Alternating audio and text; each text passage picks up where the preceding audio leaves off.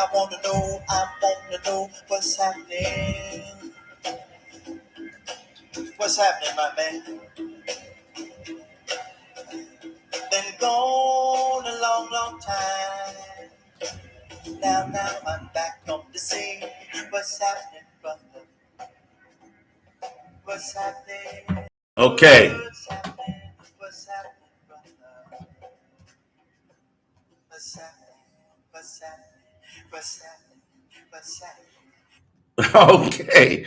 Well, obviously, we've had a little technical difficulty, and I want to make sure that I can be heard now. So, if there's someone that is listening, please do me the good favor of letting me know that I can be heard. Let's start there.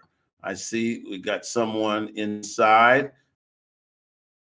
Folks who just came over will be able to to make it over from the last broadcast. Apparently, we could not be heard, and so can you hear me now? Just thank you so much. I am so sorry. I was on a roll, and folks couldn't hear me. And so let me just begin by saying, first of all, you're listening to Conversations with Conrad.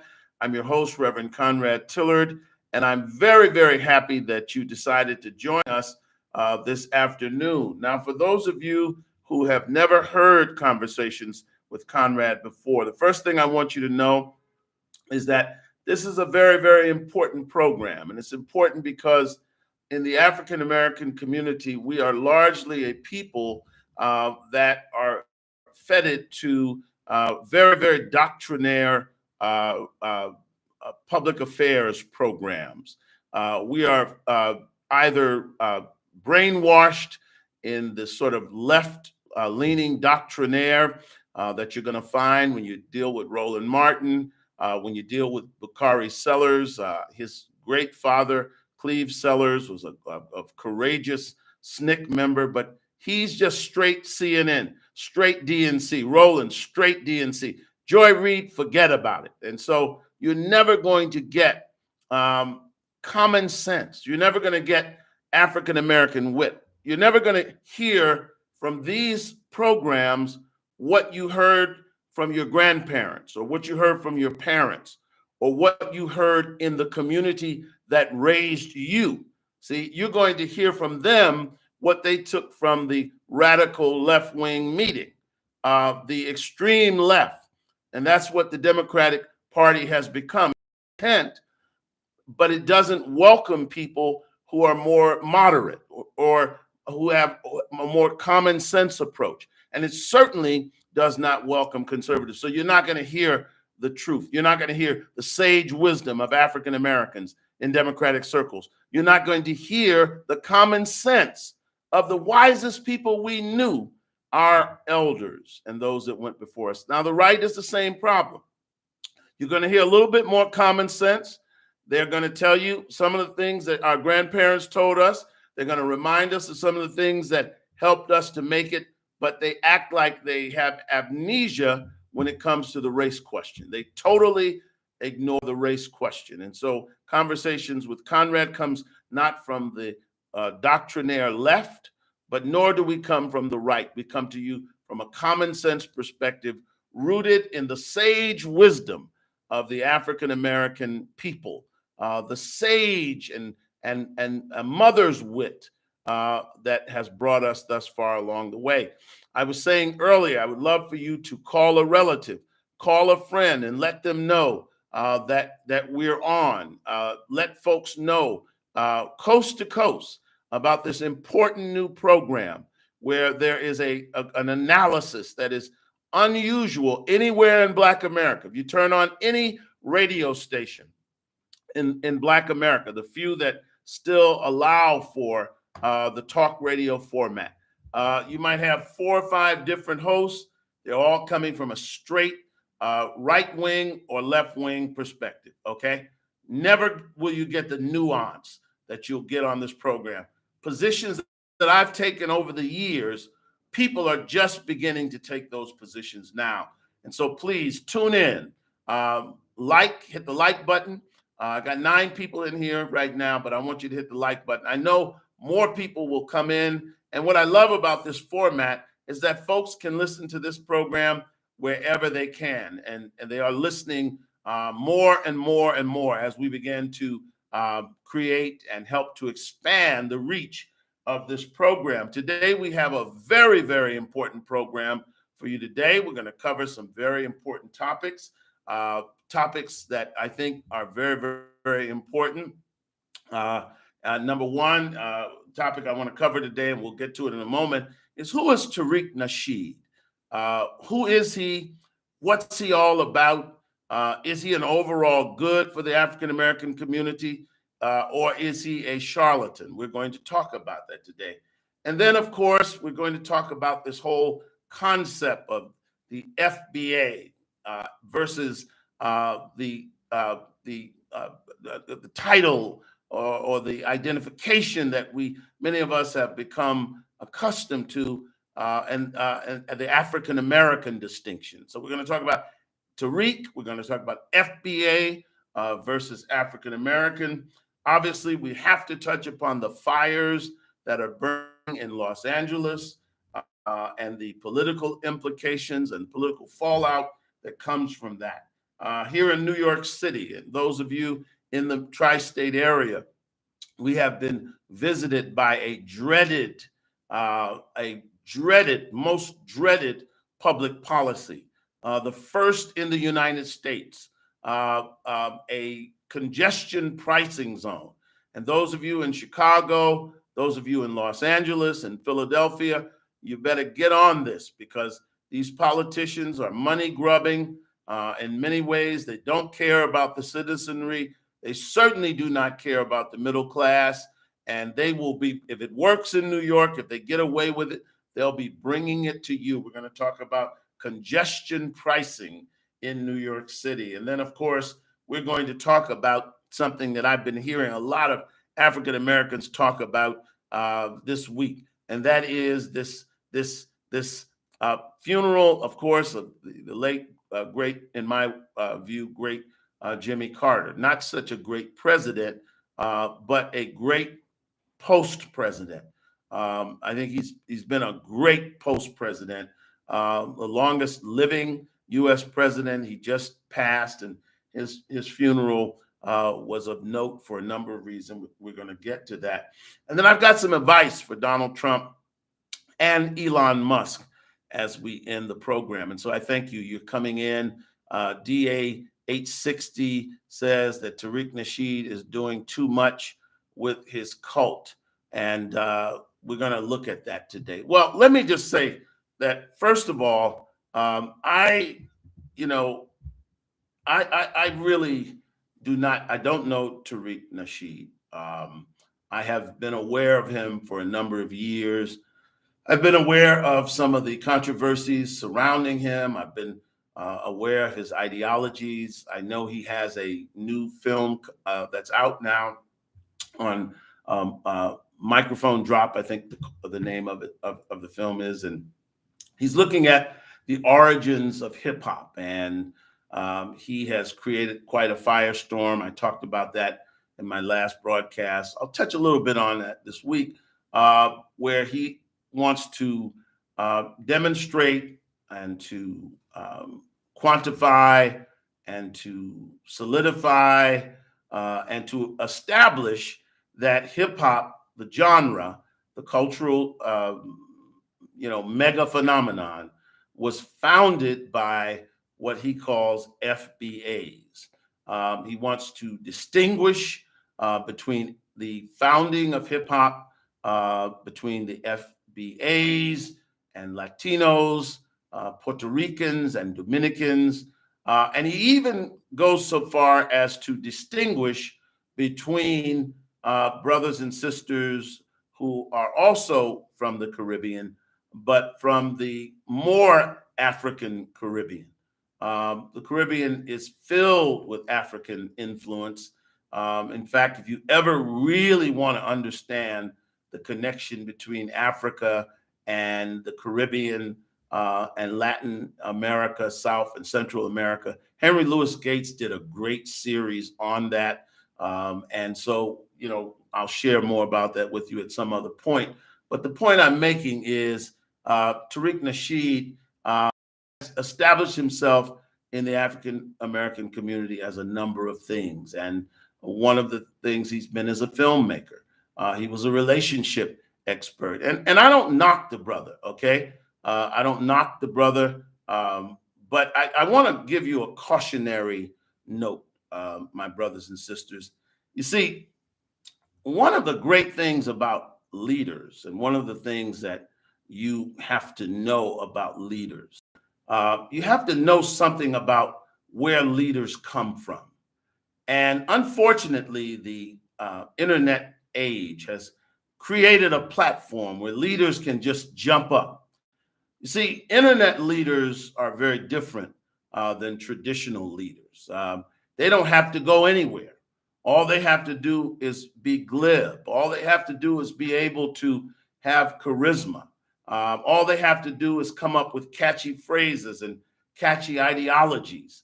But the mark of a true leader is that you've been a follower. You've been trained by someone. You've put your time in. If you think about any great leader, if you think about Martin Luther King, everyone knows the people who taught Dr. King: Howard Thurman, Benjamin Mays, J. Pius Barber. These were people who impacted Dr. King, and you were able to understand that he learned from some folks, and he submitted to people to be able to say, I'm an empty vessel. I want to be taught. I want to learn. That's why when you look at the great leaders of the 19th and 20th century, Marcus Garvey, he was down in Jamaica. He heard of the great program of Booker T. Washington. He was a student of Booker T. Washington. He wrote Booker T. Washington and came to America to study under Booker T. Washington. Unfortunately, Booker T. Washington was dead before he was able to get to him, but he was immersed in the ideology of Booker T. Washington and others. Jesse Jackson, when you see him as a young person, you see him with Dr. King. You see Wyatt T. Walker with Dr. King. You see Mayor Marion Barry, mayor for life. You see him as a young alpha around his mentor, Dr. King. And of course, when you see Malcolm X, you see him sitting at the foot of the Honorable Elijah Muhammad. When you see Brother Minister Farrakhan, you see him sitting behind and listening to the Honorable Elijah Muhammad. Same with Muhammad Ali. You can go down the list, okay? But when you say you're a leader and nobody knows who taught you, you have to be careful, okay? The internet can spawn charlatans. Now, I'm not saying that Tariq is a charlatan, okay? I'm not saying that at all.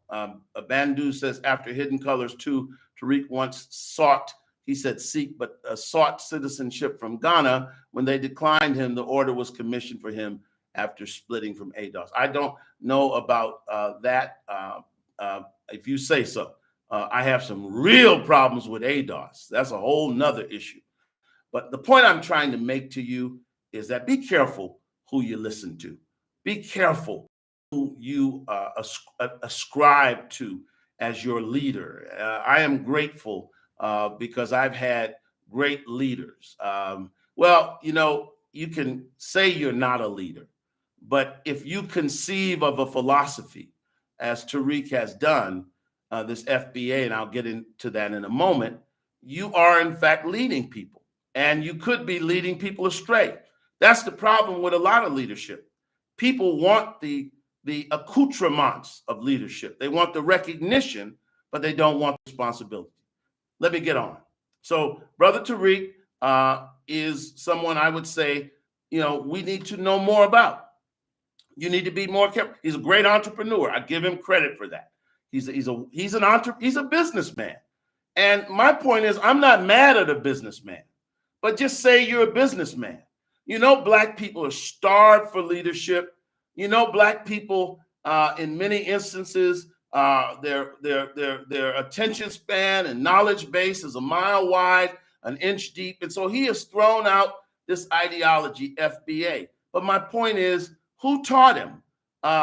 There are no leaders in FBA. There have to be leaders, because you all didn't just come up with this on your own. You didn't just start saying FBA. You didn't just start wanting to be divided from Black people from the Caribbean. You didn't come up with this on your own. This is not an organic movement. This is an ideology that was introduced, and I have to make sure it wasn't introduced by a charlatan. I want to know, but what is the end of it? What is the purpose of it? So let me get back to my point. I see some of you chiming in. I'll get to those in a moment, but just let me finish. Just hold up for 1 second. What I'm saying is, I'm speaking on this issue because, you see, I'm a village elder now, okay? One of the things that you will understand, many of you know me, but some of you don't. But I have been a student. I have dedicated my life, the last 40 years, to African American people. It was 1984 that I began this journey, okay? And the journey that I began on started with being inspired by and sitting under and learning from Reverend Jesse Jackson. Now, you can say what you want about Reverend Jackson, but Reverend Jackson's mind is one of the greatest minds that have ever been created by a people, okay? And even though I don't subscribe to some of the things that he believes in, and I think I've concluded over the years that Reverend Jackson is probably a lot more progressive than I am, there was nothing in the world more important to an 18-year-old Black boy than when he stood up in 1984 and said, I can be president. And when I saw him debate white politicians and governors and lawyers, and it helped me, and to learn from him, to listen to him, to have him teach and direct me was very important. So I was willing to submit. I was an empty vessel. I didn't know much. I didn't come into this to make money, or I wasn't a businessman. And then, of course, I sat under the feet of Minister Louis Farrakhan for 14 long years, National Youth Minister of the Nation of Islam, Minister of Mosque Number 7 in Harlem. And so I learned from him. He poured into whatever you think about him. He is a great teacher. He was a man that spent time teaching literally hundreds and thousands of people, millions really, but I mean in terms of as ministers and helping to develop leaders. And I did that. I learned from him and I grew from that. And I've had many academic leaders, James Cone, I mean, the great father of liberation theology, my pastor, Dr. Calvin Otis Butts III. I've been in the trenches with Alton Maddox and Brother Sharpton. I learned from Dr. Ben, Dr. John Henrik Clark. I sat at their feet. Dr. Leonard Jeffries, he's getting up there in age. Dr. Malefi Asante, Karanga, I mean, you name it. Stokely, Kwame Ture. I sat and questioned him and learned. Brother Khaled, we were in the trenches together. We did not always agree. And toward the end of his life, we fell out on ideological grounds. But the point I'm making is, when you stand before Black people, you have to have been trained, taught, first demonstrating that you're willing to listen. And my question is, those of you that are following Tariq Nasheed, you ought to check out what gave him the world view, what gave him the vision, whose ideology is he embracing and teaching you. And so I would say that first, listen, I'm not engaging in the Charleston White school of podcasting.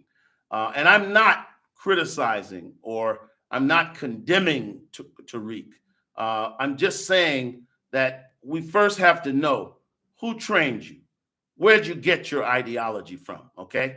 And then we have to be very critical and analyze whether or not this is ultimately a good for our people. Nobody's following Tariq. Of course you're following him.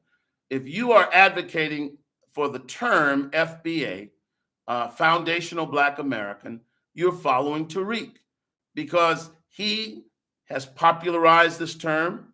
And I want to say that I didn't understand at first, but I've done quite a bit of research.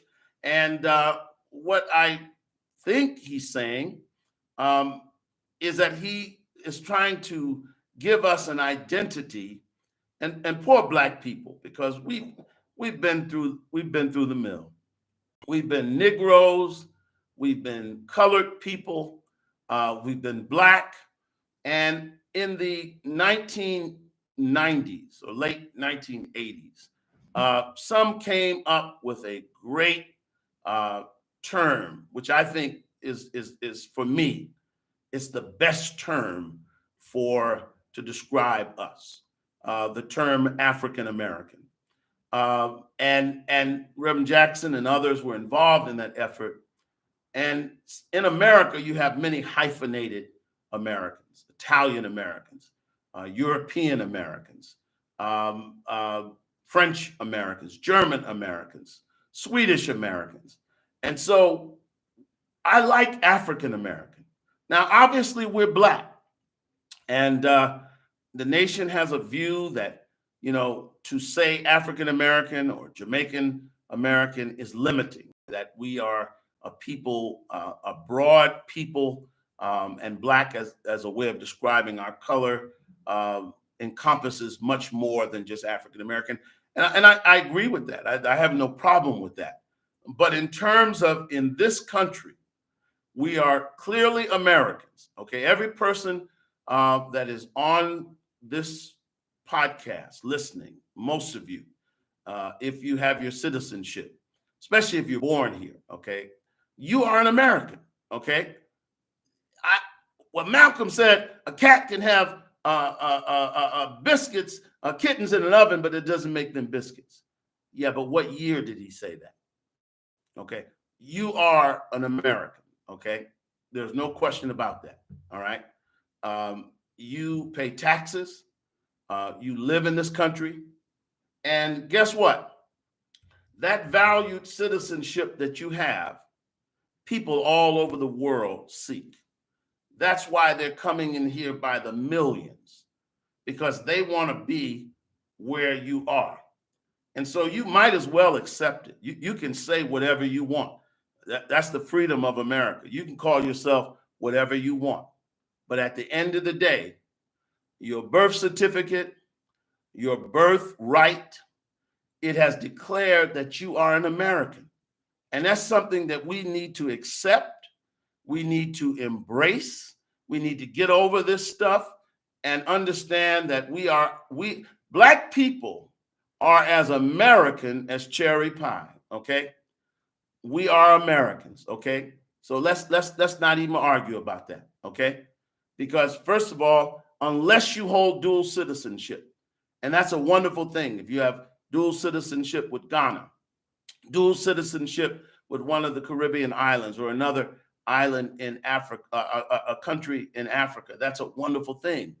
But you're an American. Embrace that. Okay, embrace what that means, what that brings to the table, that we as descendants of Africa, and that's something else you've got to accept. And one of the things that I want to say today is one of my greatest critiques of the FBA ideology is that it creates a sort of cognitive dissonance.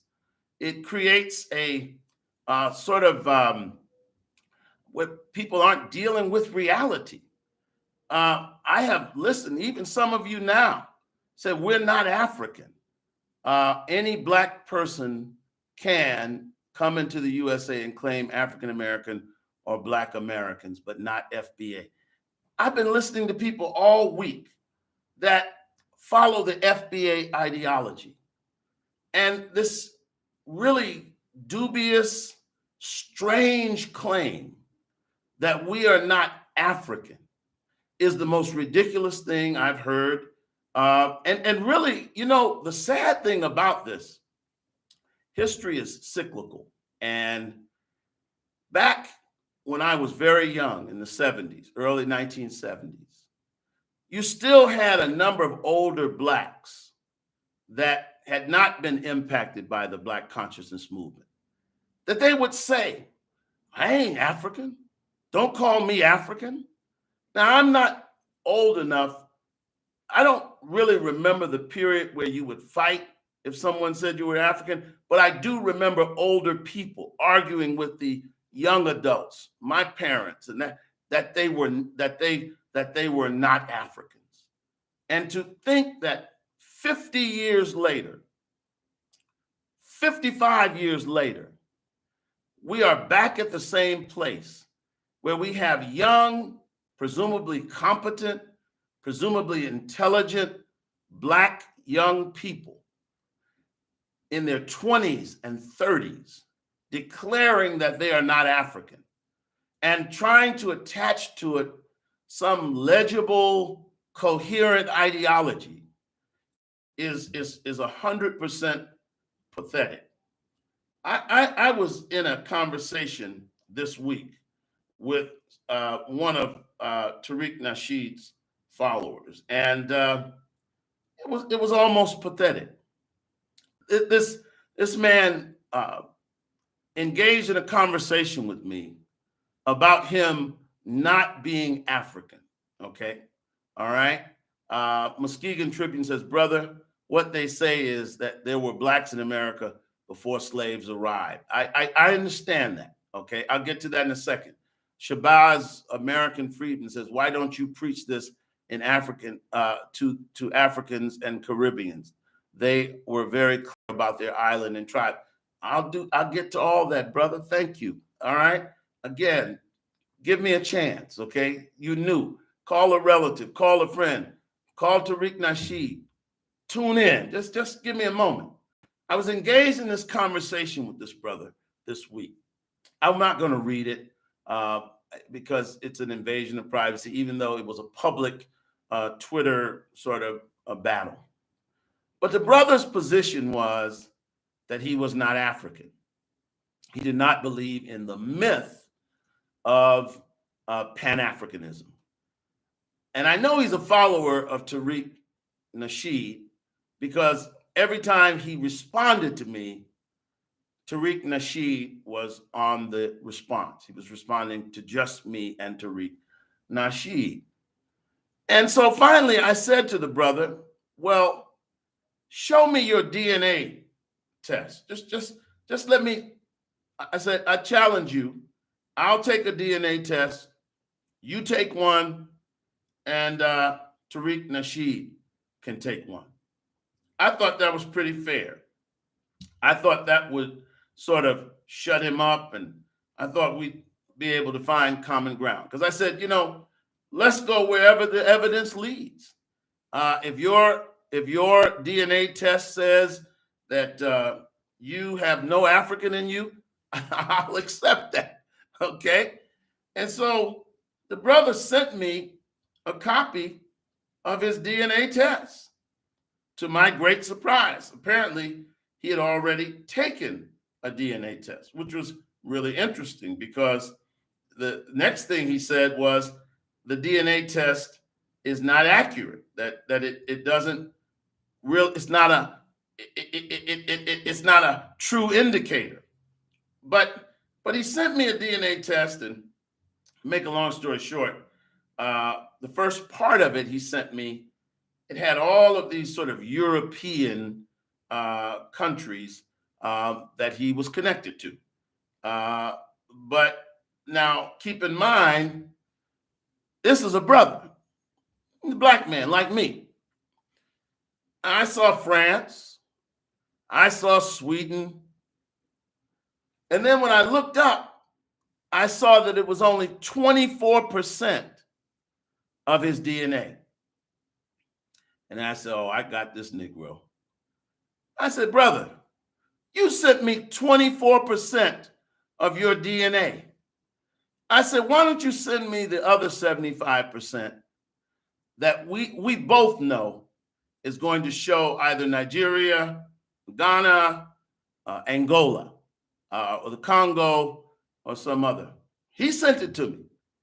And let me just say this in response to CR Royalty, Grand Nigrus. DNA cannot tell ancestry. Oldest DNA on the planet is from South Carolina. See, this is why I'm doing this. I am going to break up this insanity. I'm going to challenge directly what Tariq Nasheed has wrought and sown among these young people, to where they are contorting history, contorting DNA, not dealing in reality. So the man eventually sent me the real part of who he is. And let me just say this. All of us have some European ancestry, because we are a people brought out of Africa, and we dwelled in America under an institution called slavery, where rape took place, where miscegenation took place, where consensual, as much as it could be consensual, because if a slave had sex with the mistress of the house, because she owned him, it couldn't technically, legally be consensual. But the point is, Black folks and white folks in America did mix. And so there's a great mixture among us. And so if you got 75%, 80%, 90% African, that makes a lot of sense. So after sending me the 24% of his bloodline that was European, he finally sent me the real deal. But he attached this note. Again, it changes nothing. Black people are every ethnicity known to man. That's why Black is a perfect name. We are like God before he said, let there be light. That's theology. That's not science, okay? That's fine. I have no problem. I'm a theologian. I love the word. I love working with the word. This brother was 58.9% West African, 31.6% Nigerian, 12.4% Ghanaian, Liberian, Sierra Leone. He is 4.3 Senegambian and Guinean, 10%, 10.6% broadly West African, 11.3% Congolese, Southeast African, 10.2% Angolan and Congolese, 0.2% East African, 0.9% broadly Congolese, Southern East African, and 0.8% African hunter and gatherer. Now, this is a DNA test, okay? And what I'm trying to say to you that are writing, see, all you're doing is these talking points. These are simply talking points. Now, if Tariq Nasheed didn't create this term, whoever created it, they gave you these talking points, because that's what cult leaders do.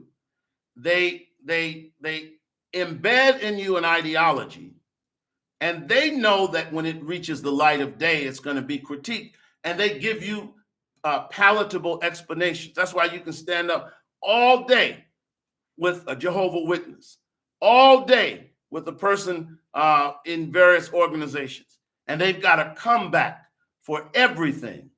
Well, let me just say this to you, because I think this is a crisis in Black America. When you have people that are trying to bastardize history to say that Black people are not African, that is very unhealthy. It's really sick, and it's very unfortunate, because these aren't old Blacks that have the excuse that they went to segregated schools, that they were taught little of themselves, that they came before the Black consciousness movement, they came before the Black is Beautiful movement. These are young people, Gen X, Gen Z, millennials, who have embraced this because you've been brainwashed by the internet. You are African. If you take a DNA test and they tell you that you're 75% African, what is your problem? Why is that so detestable? You say, well, they said that Africans were here before 1619. Well, that's not new. The nation teaches that 1619 is not the beginning or the first time blacks landed in North America, what we call North America. The nation goes back to 1555. Other groups, and I'm sure there were black explorers. There were people on expeditions who were black. Antiquity and the old world was not a segregated world. There were interactions between peoples from every part of the world for a very long time. So the fact that blacks came to North America is not untrue. I would never dispute that. But what I'm telling you is they came from Africa. And it doesn't matter whether they came, or what we call Africa. It doesn't matter whether they came in 1619 or before. The fact remains that they came from Africa. Who is this guy? Undisputed truth. Somebody that's going to break up the foolishness in your head. Someone that's going to really make you confront facts and history.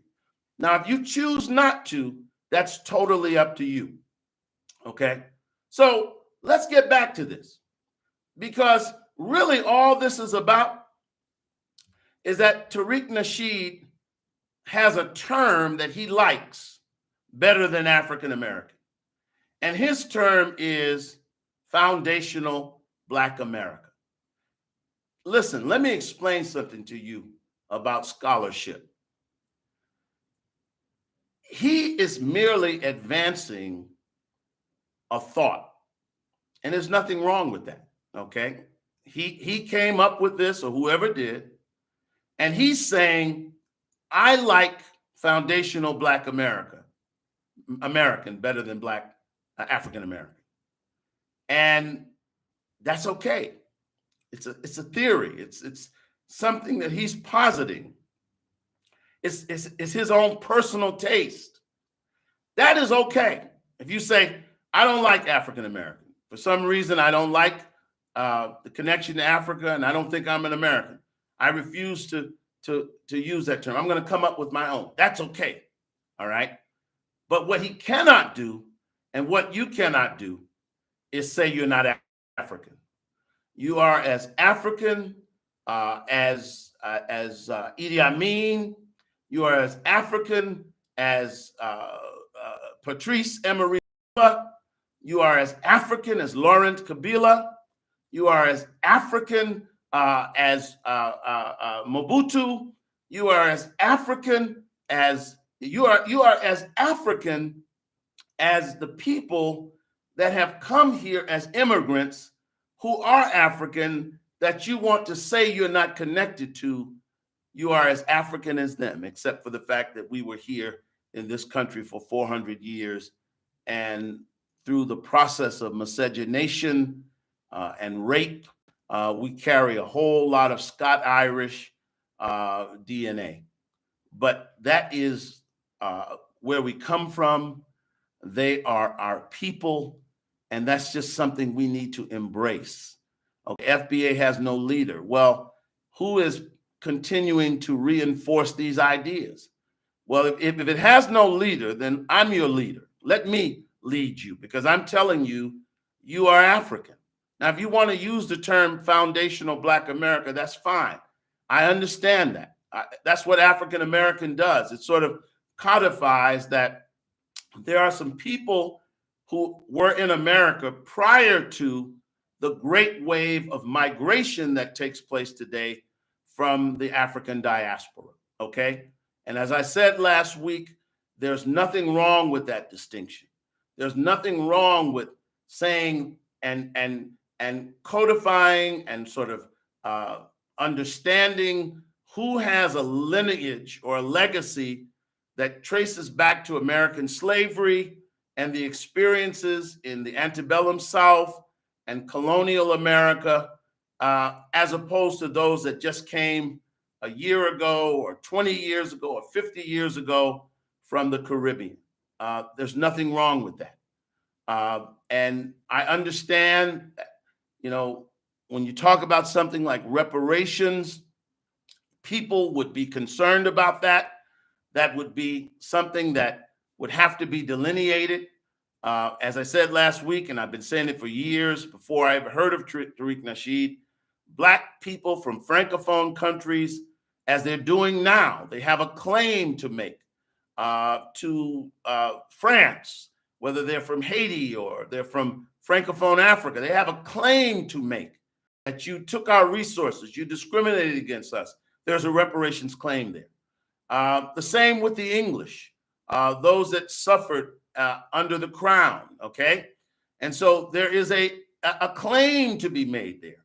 And there's also a claim to be made upon the United States of America. But I will tell you, all of this infighting will never make us look serious enough to those in power where we would even be able to put forth a unified claim. And so I want you to think about these things. CRU, royalty grand negus. What does that mean? I don't even know what tether means. Who was here prior to the indigenous? Who are the indigenous? Okay, you tell me. Let me guess. Black people that were ensconced in Africa. Okay. Muskegon Tribune, Pastor Conrad, is it possible that Black Americans, after centuries, have become a new people? We can be of African descent, but African Americans after 500 years are new people. Yes, I would say that. I mean, I would say that that's possible. And I actually don't have an argument with that because clearly, phonetically, we have incorporated other phenotypes. Clearly, our DNA is very mixed as a result of that process. And then culturally, we have a very different cultural expression. And I think that Tariq and those who follow the FBA ideology or lineage or claim that lineage, and it is an ideology. Let's dispense with that. It's not. This didn't come down from God. It's an ideology. Okay. It's a worldview that you've accepted. Okay. It's just a theory. It's just a thesis. There's no empirical evidence. Okay. It's what you ascribe to, and that's okay. But the point I'm making is, yes, and I agree with that aspect of the ideology. We're clearly culturally different than Africans from the continent, but only to a point. Because even though you did not grow up in Kinshasa, we did not grow up in Nairobi, we did not grow up in Johannesburg or Soweto. We are culturally Americans, but there's so much African in us that I don't know how anyone could even fix their mouth to say we're not African. This whole argument about hip hop, rhythm, our ability to dance, our ability to carry rhythm, that's our African connection. We didn't lose that. We didn't get that in America. That is a part of our African lineage. There are communities in America, South Carolina, the Geechee and the Gullah dialect still maintains much of what we brought to this country from Africa. And of course, in our DNA. Of course, when you look at yourself, oh, sure, you're going to see the mixture. The mixture was just a part of what was imposed upon us. But we are clearly African. And when we meet our African brothers and sisters, there is great synergy. And so I agree that culturally we have a unique culture, but the cultural differences don't separate us from our people in the diaspora, okay? And that, of course, has been said many years before I was born, okay? Mr. Muhammad said that Blacks were taken from ships in Africa. Some dropped off in Haiti. Some dropped off in the Dominican Republic. Some dropped off in Brazil, and some dropped off in America. And so some speak French, and their culture is largely French in its construction. It's always a Creole because that African was always mixed with the dominant culture, okay? Some's culture is English and African, and some are American. But you can't dismiss the ties that bind just because we have cultural differences, all right? Americans that are British, of British origin, and French origin, and German, and Swedish, Scot-Irish, they maintain at least some of their connection to the homeland, though they're uniquely American. That's true of any people that leave their place of origin and travel to another country, or that's true of any people that come up in a colonial system. Late historian Runoko Rashidi told me that Aboriginals in Australia have been in Australia for 200,000 years and do not consider themselves African, and they do not see that in a negative way. Listen, I have no doubt that the Aborigines have been there forever, but all the scholarship I've seen is that the Aborigines originated in Africa. And whether it was 200,000 years ago or 16,000 years ago, Africa is the cradle of humanity. We fought, and our scholars fought and detailed over the years, fought to get the academy and the academic establishment to acknowledge what we knew, that Africa is the cradle of civilization. It's the cradle, it's the birthplace of humanity. And so I think it's rather odd that we've got Black people today are saying we are not African. Let me just tell you something. This is a fool's errand, okay? Now, I'm telling you this with great respect and love because, you know, I understand, especially you young people, you have been introduced to this ideology and it seems to make sense to you, and you've become passionate about it, and you found some identity. And I'm not mad at you. And if you want to call yourselves foundational Black Americans, that's fine. But what I will not allow you to do, and I'm going to even be talking about this more, I'm not going to allow you to say and to believe and to think that you're not African, because indeed you are. Okay? CRU, royalty. Okay. What is this royalty grand negus? Somebody please explain that to me. Black Americans are more closely related to Australian Aboriginals and Tamils from India. See, this is why I get mad, because people have made merchandise of Black people, and they really mess us up. Now here's a man that just said to me, we're closer related and more connected to Tamils and to Indians than we are to Africans. And it's this distorted worldview, okay? This distorted worldview. Brand 120 says, we didn't start delineating, the diaspora did. So we just matched their energy. So let me get this right. If brothers and sisters came here from the diaspora and they were immigrants and they came to this country and they did not understand the history of Black people in this country, and their ignorance allowed them to misjudge us or to not understand the full greatness of our journey, and they rejected us, you think a sensible answer is to go to take an ignorant posture like they took out of ignorance and say, you don't want to be connected to us? We're not connected to you. See, that's exactly what's called postmodernism.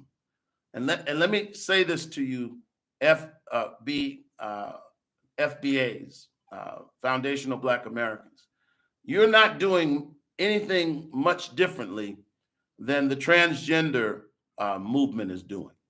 And it's a principle in postmodernism that says there's no objective truth. And that principle in postmodernism that says that there's no objective truth is what allows young people today, young people in this country, people in their 20s, to say it's harder to be Black today than it ever has been in history. See, the fact that they don't believe in objective truth and that the society has accepted this postmodernist principle, that there's no objective truth. Tuesday is not Tuesday. Blue is not blue. It's why you have a disproportionate number of young people in this generation who are born of a certain gender saying, I identify with another agenda. And that's exactly what FBA followers are doing. You're hurt, you're angry that for some reason people in the diaspora rejected you. If you studied history, you would understand that that's not new, okay? But the way we dealt with that in the past was to educate people, and to stand in our dignity and in our truth, okay? And in the truth. And eventually we brought all of those people around. By the 1970s, all of Africa was focused on African Americans. But you don't know that because you haven't studied history. And so like the postmodernists, you got mad at Africans. So we're not African. No, we're Tamil. We're not African. The Aborigines have been in Australia for 200,000 years. It's just absurd, okay? Who am I? Who said that? Valerie. Valerie said that? Okay, Valerie, who are you? Please do tell. Well, Valerie, you just do your research. I don't have to tell. I mean, you found your way here. Did someone call you and tell you to report to duty? If you found your way here, then you'll know who I am. You know the work that I've done. You know the time that I've put in. And so the question is, how long have you been studying? How deep is your knowledge and your information? And if you're new, I understand that, like most young people, when they come into an ideology, they're zealots. They have a great deal of zeal. But what happens as you grow in knowledge, as you gain in more knowledge, you realize, no, I can see that I just had a little knowledge, but I have to now grow in more knowledge. I want to move to the end of this, but what I want to say is, Dr. John Henrik Clarke is deceased now. He would be deeply hurt by this movement. Dr. Ben would be deeply hurt by this movement. Dr. Jeffries is getting up there in age. I'm sure this deeply troubles him. Professor James Smalls. And I wish more of our scholars would come out and speak forthrightly against this, okay? I really do. That's very, very important because as I see the zealotry of these young people, it really reminds me of periods in our history when we were literally led astray. I mean, there was a time when Black people would not accept the term Black. They preferred Negro. They preferred colored. And you're doing the same thing today. But what you're actually doing is worse, because throughout the history of African Americans, we were at times unaware of our connection to the African continent because of a lack of education. And at times we were even embarrassed by it because what this society taught Americans about Africa was that it was the dark continent. Some of you are too young to remember Tarzan. You're too young to remember the movies that depicted Africans in the most negative light. And so historically, blacks were somewhat embarrassed about that association. But what you're doing is even worse because you fully are in the 21st century. You have all of the scholarship of Maulana Karanga. You have all of the scholarship of Malefi Keita Asante. You have all of the scholarship of all of the scholars. I mean, we have a proliferation of scholars that have made the connection between Africans and African Americans in concrete terms, in empirical terms. You have something that no generation has ever had. You have DNA, and yet you would contort logic and try to say that you are not African. I think Malcolm would be deeply hurt that a man could give me a DNA test. Africa's all in the test, and yet still deny that he's African. Valerie, our ancestors did their work for their time, but it's a new time now. Is your problem with FBA because we are from an African bloodline and others? So what's the vitriol for us not saying African? I don't have vitriol for you not saying African American. If you don't like that term, that's fine. You like foundational Black America, but know that it means the same thing, okay? What I have, the vitriol, and it's really pity, is when you say you're not African. That's my problem. I don't have a problem with you saying you don't like African American. That's no more than an academic thesis. That's someone setting forth a hypothesis. But when you give me a DNA test and you still try to deny, I remember when I was in college and I was growing up, and at times you'd meet young ladies and you loved them and you really were attracted to them. And I learned to know that I was dealing with a nutcase when I meet this sister. She was as Black as I was, and I would say, "Where are you from?" I just meant, where did she come from? And she would just go on and say, "Well, I'm French, I'm Spanish, I'm Creole, I'm this, I'm that." And I would meet them from time to time. And usually I'd find out later they had false contacts and all kind of store-bought hair. And sometimes even if they didn't. And I came to understand that these people are not dealing in reality. And since that day to this day, as I listen and I read your comments, you need to discuss the truth about them Jews, or what about our Indian heritage? And you can't acknowledge that we are African. That's tragic. CRU, my dad's mentor is Haki Matabuti. I went to school with his son. My dad even knows we ain't just African. Well, I didn't say we're just African. So are you now willing to concede that we are African?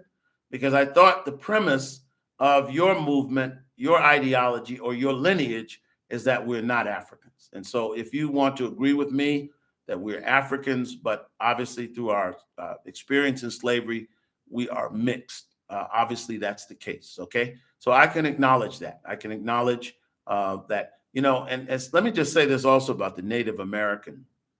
Why are you so concerned about us knowing Africa or claiming Africa?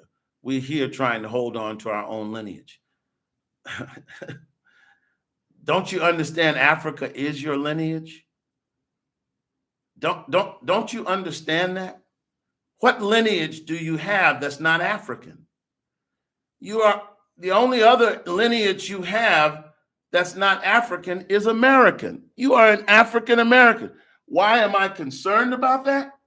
Because I'm concerned that Black people, after all the years of work and all the years of attempting to raise the level of consciousness among Black people, I am concerned that we are not crazy, okay?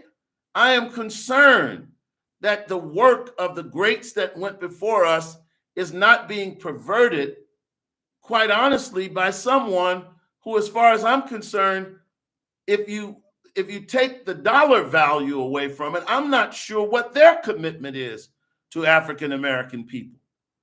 And so I hope that you will hear what I'm saying.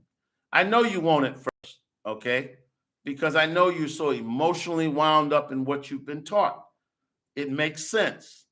But I know that I've planted a seed, and eventually I know that this passing fancy will pass. We are certainly of African descent, all right? Native American is not the American Indian. We are not African. Laughter. That 43 to 50 million Black Americans have to school 1.5 billion Africans and others about history. We're less than 3% of the diaspora. Yes, and the reason why, that speaks to your American identity. Yes, you're right. We were brought to this country. Literally, only 6 to 12% of all of the Africans were brought to America. And we endured a slavery that was harsh and brutal, but God obviously had a plan, because he would ultimately put us in the most powerful and most impacting nation on the face of the earth. And so, since America is a young nation, we came up with America, so we had a better education than people anywhere in the world. We had access to running water. We had access to all the things that America produced. We didn't always have direct access. We didn't always share fully in the promises of American democracy, but we just happened to be the slave that was on the richest plantation. And we were a unique people, special, creative. We learned, we were smart, and at the right moment, when our liberation movement took place, it took place on the biggest stage. We outflanked, we brought to heel the most powerful nation on the earth, and therefore the impact of Black Americans in terms of impacting culturally, historically, intellectually, creatively, is probably greater than anywhere in the diaspora. And so again, I am an African, but I'm also an American. And I wasn't always proud to say that. Like many of you, I struggled with that for many years. Like many of you, I contorted logic. I contorted history. I contorted wisdom. But today, my brothers and my sisters, I'm like Don King. I'm willing to admit that there are some accrued benefits that could only be found in America. Don King was famous for saying, only in America. Now, I see something that I want to deal with. Nat Turner, FBA. Where are you from? Where are you from? Are you American? And somebody else asked me, am I a tether? Do you know anything about that? What does that mean? Somebody explain that to me. What is it to be a tether? Because I might be one. I don't know. You tell me, what is it? What is being a tether?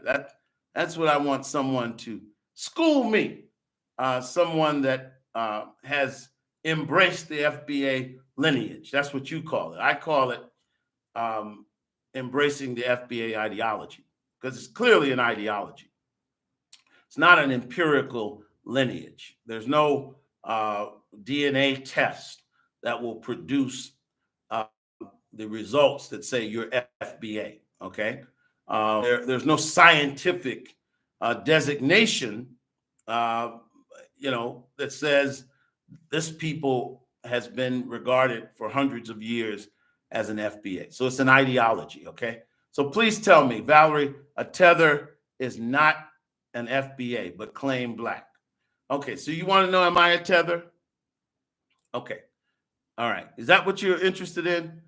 Okay, I'm going to just deal with this once and for all because I've been called a tether quite a bit. And I want to deal with this because I see where, you have been attempting, you've divided us from our brothers and sisters in Latin America. You've divided us from our brothers and sisters from the Dominican Republic. And all they are is a mixture of Africans and Indians, and they have some European descent as well. Puerto Ricans, the same thing, more indigenous people, but all of us are kith and kin to each other. In fact, the great ideology of Mr. Muhammad was that wherever you see Black people, you're looking at your kin, whenever you see indigenous people. And the Academy has acknowledged over the years that, that Africa is the birthplace of the first human being. So in a very real sense, all people are African, okay? Obviously, people farmed out from the African continent to different places. And clearly there are different phenotypes, different races.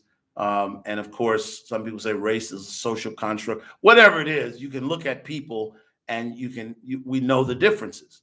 But since you've tried to divide people so much, and I know, as I said, that sometimes people come to this country from the Caribbean and they don't know our history. I pastored a church in Brooklyn, and it was mostly Caribbean. And, like Black Americans, you got some good ones and you got some bad ones. You got some beautiful ones. Some of those people were the most beautiful people I've ever met. And some of them were self-hating, vicious, mean people. They did not love themselves. Some of them worshiped the crown of England. Well, it's the same with African Americans. We have people that worship whiteness. And so there's no difference. They do the same. So let's not divide. Let's not divide. What do we gain? We already have small numbers. We're a minority in this country numerically. So when you divide us further, what do you gain politically, economically? You telling me that if you have a soul food restaurant, you don't want Caribbean customers? You don't want Black folks from the Caribbean? I can't support Black people from West Africa's businesses? So what are we saying?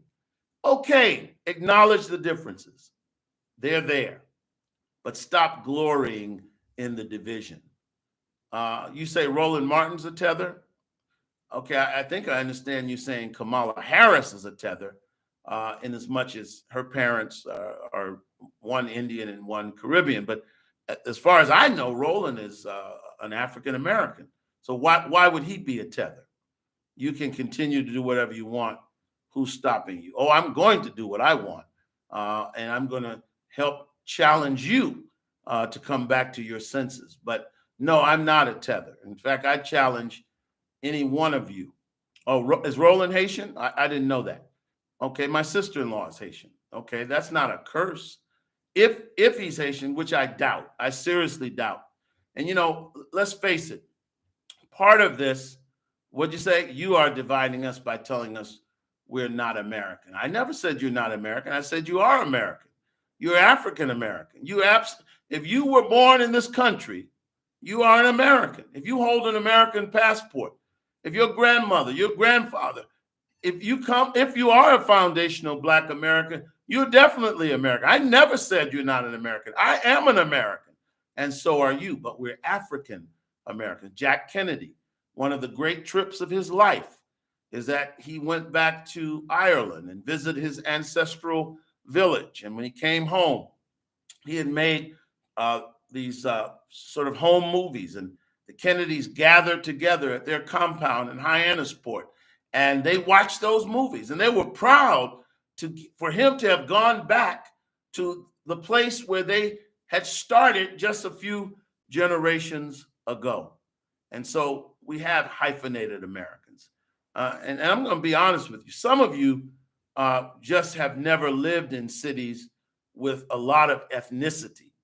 And that's also a form of ignorance, because you only lived around white people and black people.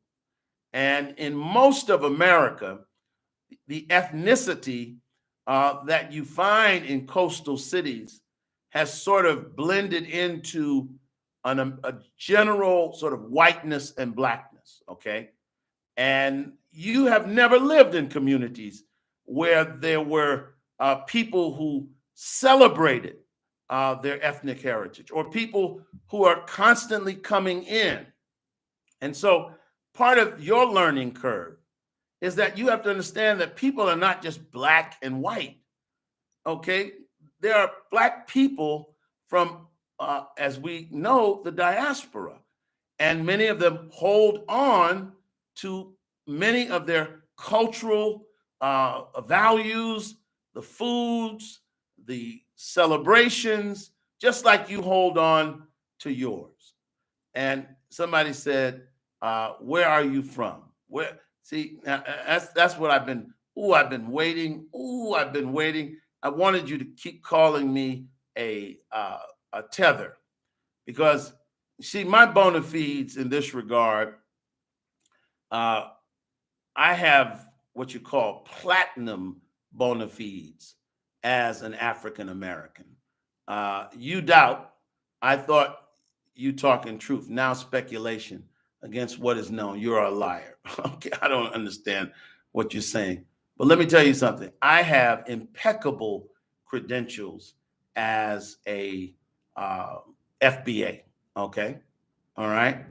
And I challenge you, and I'll stop talking if any one of you has a greater credentials than me to be an FBA. All right. I have 4 grandparents, as you do. And all 4 of my grandparents are from Mississippi. Now, you tell me you can outdo that. Tell me I'm a tether now. Tell me I'm a tether. You tell me you have greater bona fides than me. You have better credentials. Where are your people from? Where are your people from? What better credentials can you have as a foundational Black America than to be descendants from Black folks who suffered in the most brutal state ever in the history of America? North Carolina, Alabama, and Georgia. Let me tell you something. Slavery in North Carolina, at least North Carolina. I tell all my friends from North Carolina, slavery in North Carolina was a piece of cake compared to Mississippi. Alabama, it was rough, I agree, but it couldn't touch Mississippi. Couldn't touch Mississippi.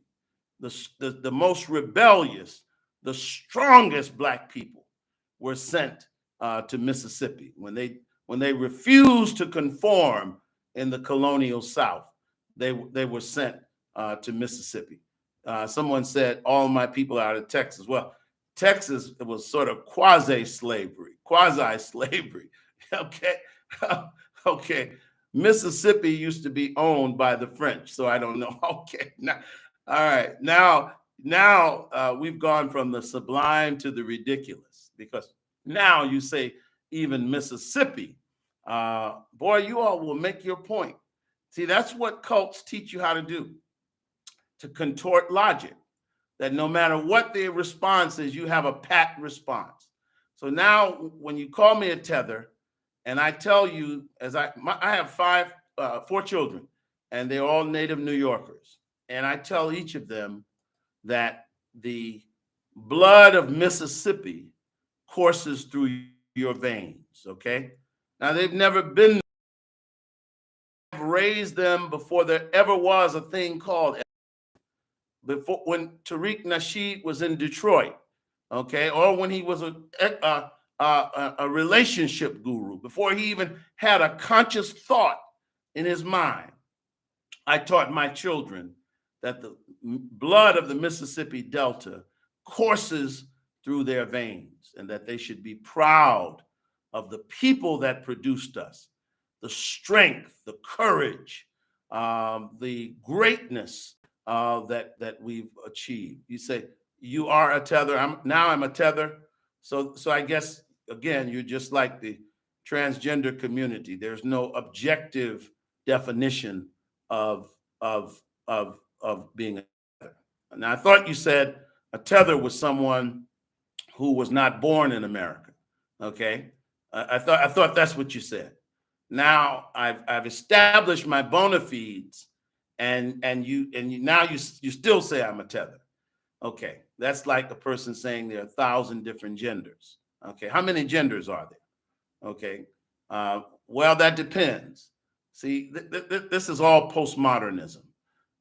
And one of the things that scholars have said is that postmodern ideas that really come from scholars, white European and white American scholars, that were really popularized in the late 80s, they were completely rejected by the academy when they were introduced in the late 80s.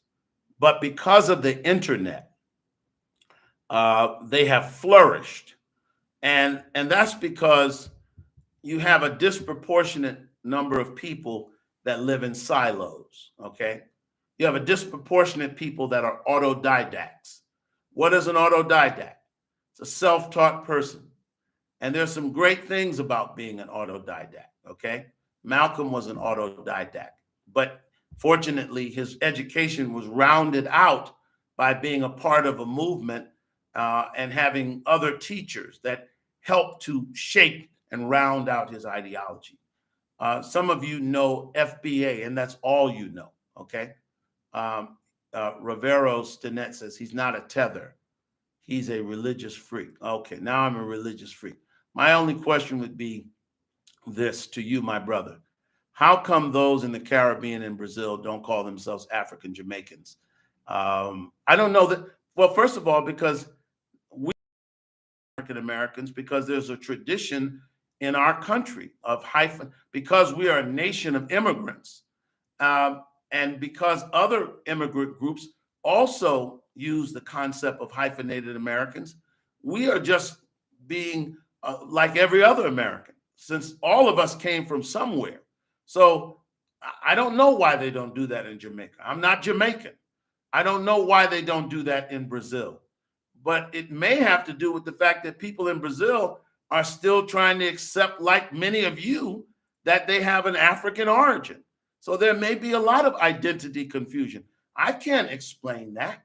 I can't explain that. I don't know why they do that. I know what we do here in America. And Italian Americans, French Americans, German Americans, Irish Americans, Scott Irish Americans, people in America tend to claim where they come from, since we're such a young nation, and they also hyphenate our American identity. And I think that's a good thing. I think that's a great thing, because it gives us the opportunity and the right to hold on to our connection to Africa. And I'm proud to do that. And I just don't know why some of you are not. I really don't know why some of you are not. I do acknowledge that Reverend Jackson and others did come up with that term. Yes, that I didn't say that came from God either. I just said that makes a lot of sense. I'm not even opposed to the words foundational Black American. I'm really not. But I am opposed to the corresponding ideology that you say that you're not African. I'm going to fight that at every turn. And some of you may not fully understand how ignorant you are being, but one day you will, okay? This is a Black country. We are not immigrants, okay? All right.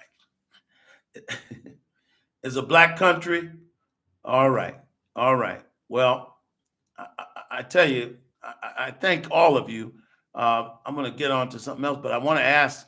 I heard a Sicilian tell an Italian American, "You're not Italian. You're from Brooklyn." Yeah. Well, listen. You know, all of those colloquial sort of responses are one thing, but you actually have people denying that their DNA is African. So I mean, yeah, an African would tell us you're not African, okay? And many blacks have found that when they go to the continent. And yes, we see how separated we have been from the African continent and just how much American we are. But the thing that makes a nation like Ghana willingly offer us citizenship is that they know that's where we come from. And so we are a mixed people. We are a culturally American people. There's no question about that. You that are in Texas and Georgia and Mississippi, you like certain soul foods. And black folks that came to Philadelphia and Chicago and New Jersey, they brought that. We have that as well. Okay. Just like people from Jamaica. They come here, they love jerk, they love oxtails, they love curry chicken, which incidentally is about Africans and Asians being mixed and doing a new thing. But after pastoring and living in Brooklyn, I learned to love Caribbean food as well. I respect and understand Caribbean culture much more than I did before. And that's the great thing about life. Okay. And everywhere I've ever pastored, everywhere I've ever taught, I've made sure that other folks understand the regality of African American culture. And so we really don't have an argument. Okay. How does unity benefit FBA? My Lord. No need to convince people who they claim they are. Nobody wants to be told about themselves anymore, especially when hated on. Just some advice. If you're going to continue on this screed, you should invest. Well, maybe I'll become as good a businessman as Tariq Nasheed and I'll have better facilities. Okay. So if that, maybe I'll be as good as him. Okay. I'm just a poor preacher, teacher. And so maybe I'll reach that level one day. All right. So I'm going to move on to some other things because that's important. And I see some of you are really intractable. I see that some of you, I actually am fully aware of what I'm dealing with. I brought a sledgehammer to this conversation. And I know that I've just planted seeds in your mind, and these seeds will be watered in years to come. I'm under no illusion that I'm going to convert many of you, although some of you have heard and seen the unassailable logic of my argument. And even though you can't admit it in front of your comrades, you know that the brother has told you right. You know that what you're talking about now doesn't make so much sense. That was completely my intention. But I also know that there's a great number of you for which I have planted a seed. And life is going to water that seed and experience. And as you gain more knowledge, that seed is going to be watered. And one day you'll look back and say, okay, I see where that was that was a bit narrow. So that's all I hope to accomplish with that. Now, there's some other things going on that are important. Brother forgot Tariq. He isn't the leader of anything, although he may have come up with the name. He is clearly a leader because you all are following him. And if he came up with the name and you're that vested in it, then you obviously are following him. Am I right or wrong? You obviously are following him if you're that vested in this ideology. Well, who told you you weren't African? Did he tell you that also? Did he tell you you're fooling yourself? People you thought were academically inept have shown you that they're very intelligent, highly skilled in culture and history. Listen, some of the most intelligent people I've ever met did not go to college. So I'm not one of those that feel like you have to be a PhD. Okay. In fact, I haven't met anyone wiser than my grandparents. Okay. So I don't know who you think I am, but I think we have a lot more in common than you think. But I'm just not going to let you go around and say you're not African, because that just doesn't make sense. Okay. So I did want to cover that. I spent more time on that. But, we got fires going on in LA, and maybe some of you are in LA. I know Tariq lives in LA. And, I used to say to the rappers, and I think this speaks to the East Coast, West Coast divide. See, the rappers in New York were blessed because when they came up at a time when there was a great deal of heightened consciousness in the New York community. LA has a long history of Black consciousness, but New York is a different kind of animal. And because hip hop was impacted in the Bronx, and the Bronx is so close to Harlem, and Harlem is the seat of Black consciousness and awareness, Black rappers in New York, at least in the early days, before they start following California rappers, were rapping out of the abundance of the information that they had received, the consciousness and awareness that they had. Unfortunately, the brothers from NWA were not treated to the level of consciousness in Compton that the young people in Harlem and the Bronx had. And I am convinced that some of this, okay, the way you've kind of taken off on diasporic people, I know for a fact is because you have not had the interactions with diasporic people in your communities, okay? And when you grow and when you engage people more from the diaspora, you change your mind. INC, intelligent Neanderthal caveman. People followed Reverend Jackson, correct. Martin Luther King, many others. What's wrong with following? You would have followers if you were a leader. I don't know what you're saying. I was taught, I guess you mean I was taught by Dr. Ben, John Henry Clark, Ivan Van Sertima, so please don't make assumptions. Well, if you were taught by them, you would not be saying you're not African, okay? You would not be saying you're not African. Okay, LA's history of consciousness was always more political. East Coast was more cultural and religious. Islam shaped East Coast consciousness rap. Well, yeah, and there were a lot of other factors as well.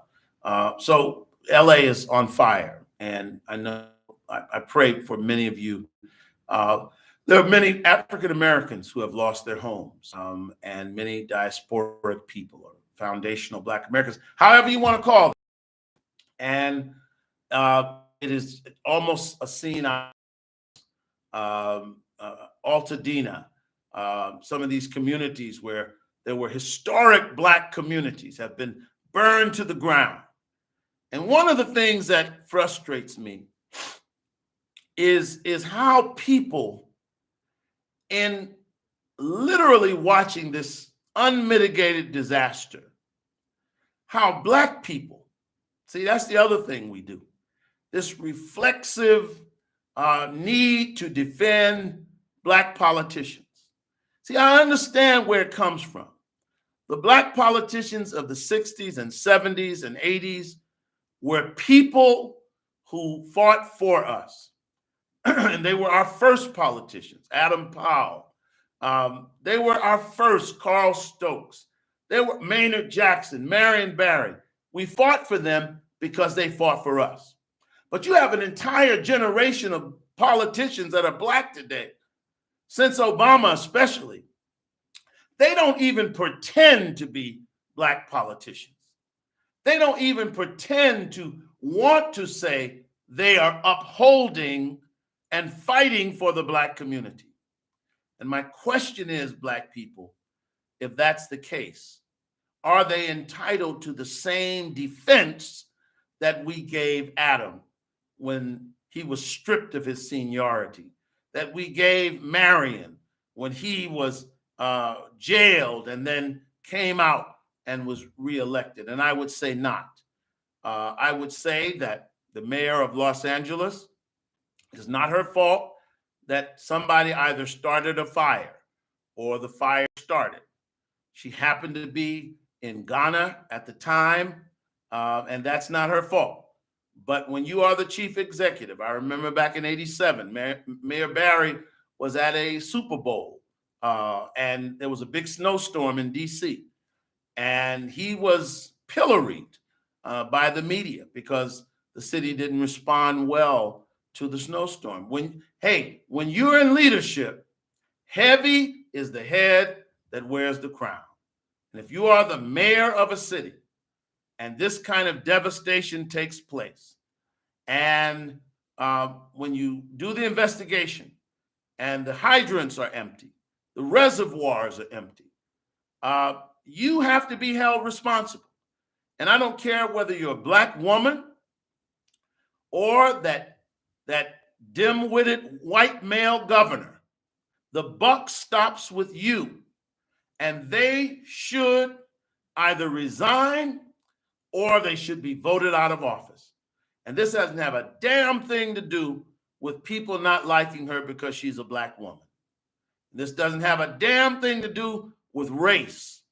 It has to do with the fact that when you're the chief executive officer of a city, whatever catastrophe befalls you, you either have to jump out in front and show leadership, or the buck is going to stop with you. Who's paying you? Chino Hall. Who's paying you? Chino Hall. Okay. True. They were, but the game has changed. And many of these politicians are not black Americans, but immigrants from the diaspora fighting for the, boy, there you go. You're looking for an enemy immigrant under every rock, I tell you. And you say, I'm a religious freak. You are a zealot. You are a person that has been made to hate your brother, your distant cousin, your brother from another mother that just speaks a different language. The slave master in that country gave him a different language, gave him a different style of eating, a different culture, but we're all the same people. Let's get back to this LA. So I believe that Adam Schiff is responsible as the senator. I believe that the governor is chiefly responsible. He's number one, because all of these fires are not in Los Angeles. And the buck stops with the governor. And it really hurts me that some black folks, and usually sisters, you see any white male that stands up and you say, oh, he's fine. He's good looking. I want to vote for him. Some of you were saying that about Cuomo. And you don't know the hell black people caught in New York under Cuomo's father and Andrew Cuomo. And so if you're going to preach against something, then you ought to preach against black people being so quick to give a pass to some of these politicians. Gavin Newsom should be out. And Karen Bass, you have not handled this well thus far. But one thing's for certain, and I hope she will. I hope she'll turn it around. I hope she can provide leadership. But one thing's for certain is those people who've lost their homes, and they're not white only, they're black, they're white, they're Latino, they're immigrants, they're native born, they're foundational black Americans. They have a right to be pissed off and angry, and the mayor of that city should have some better answers for them. And this ain't about you, okay? I saw where some of the celebrities came out defending our black woman mayor. This ain't about the mayor. It's about the people in that city that are suffering. And this is a time when she's going to have to stand up like every other leader does in a time of crisis. It's not about you, okay? It's about those people who have lost everything. Valerie, the governor in New York, is not for FBAs. Oh, I know that. Do you know that? Okay. Okay. So LA, that's a problem. And we got to address that. Now, let me get to this funeral because that's another area that I've really been challenging black folks. And I will get a better camera. I'm trying to figure this out. Maybe some of you will donate to my channel. Okay. That's what you should do. And I'll get some different equipment.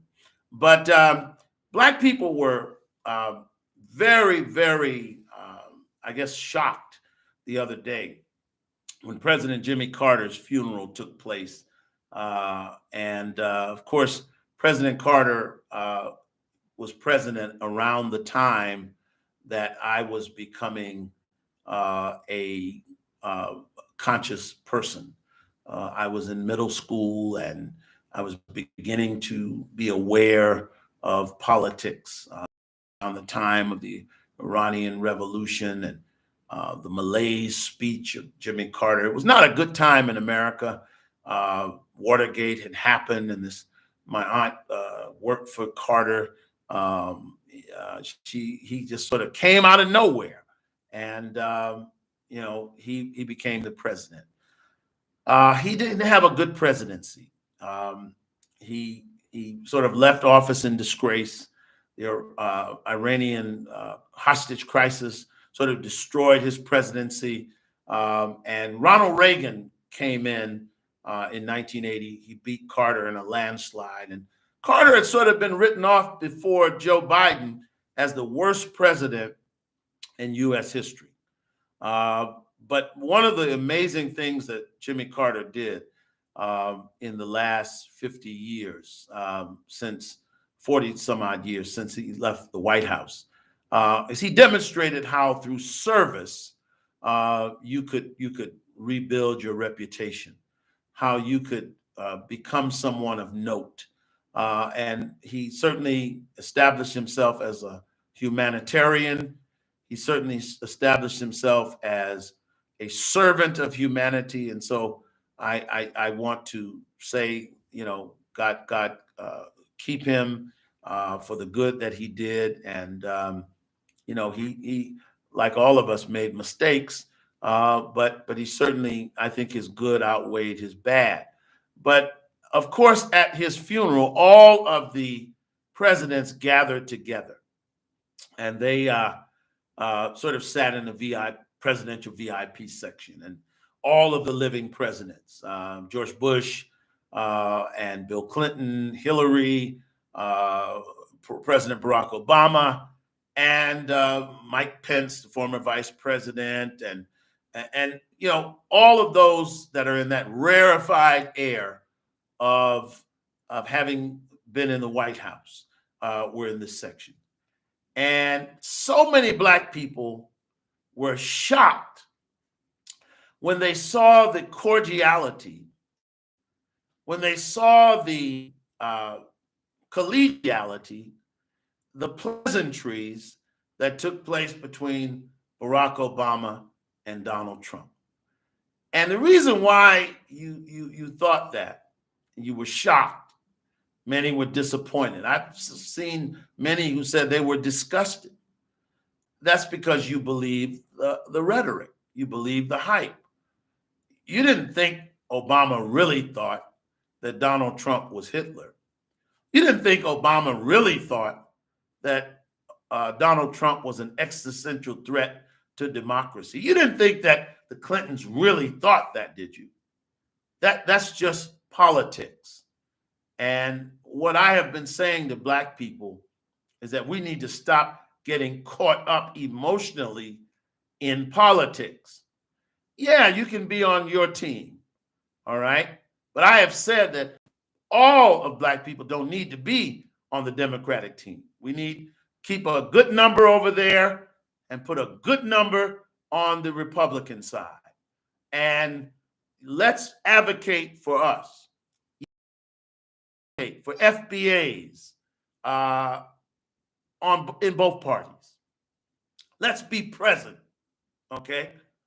And don't be shocked when you see the cordiality of an Obama with Trump. Hillary Clinton and Bill Clinton have been friends with Trump for years. Trump has given money to people in the Democratic Party. He was a Democrat for many years. He and Sharpton have been close. So don't get caught up into that, okay? Don't be used by people, all right?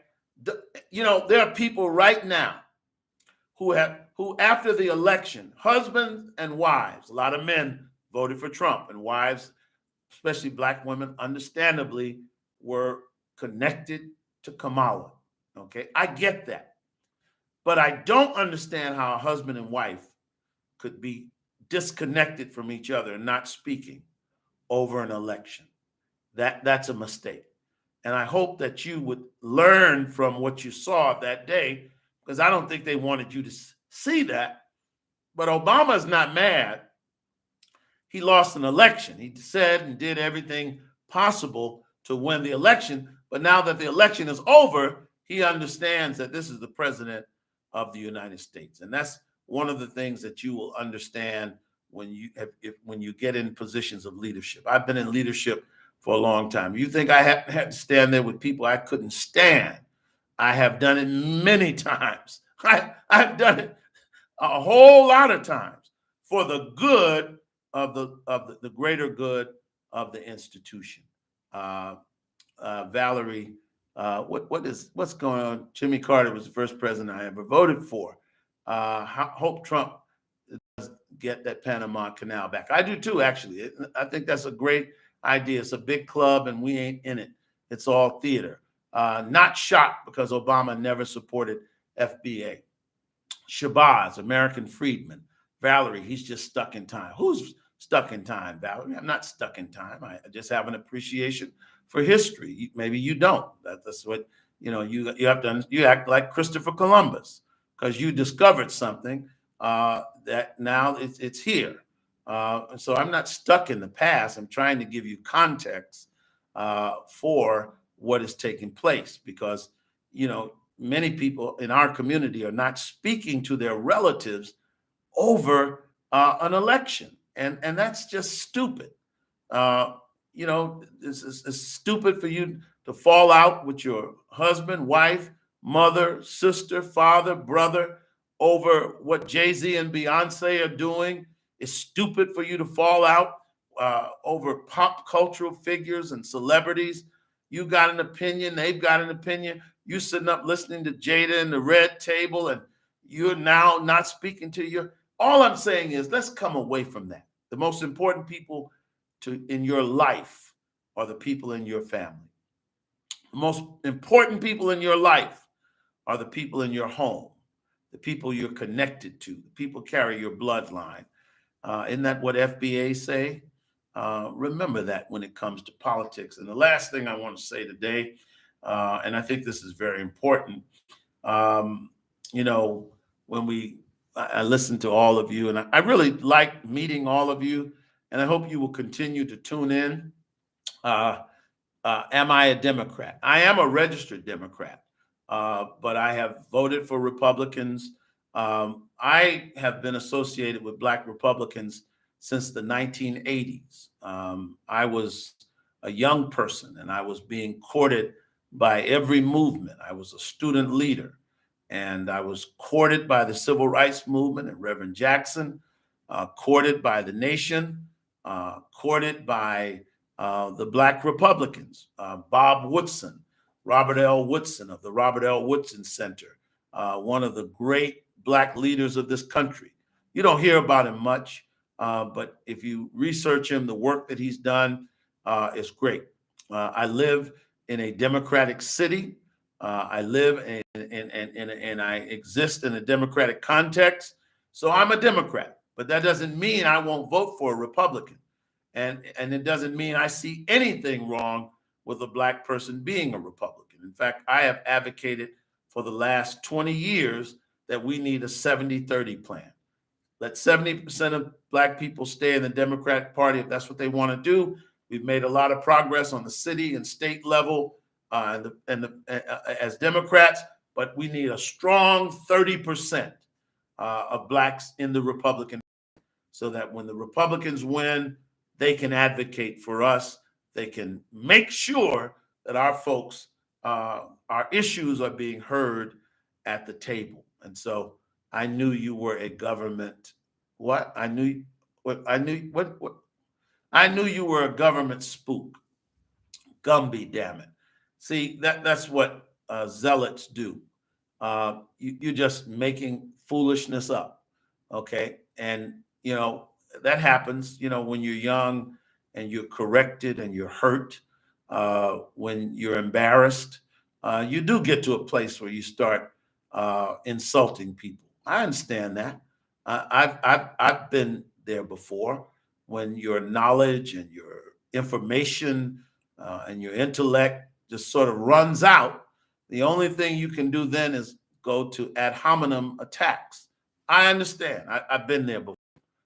With growth, you'll come out of that, and you won't be that way as you get older. No, this is just good old versus young. Oh, yeah? Well, let me explain to you something.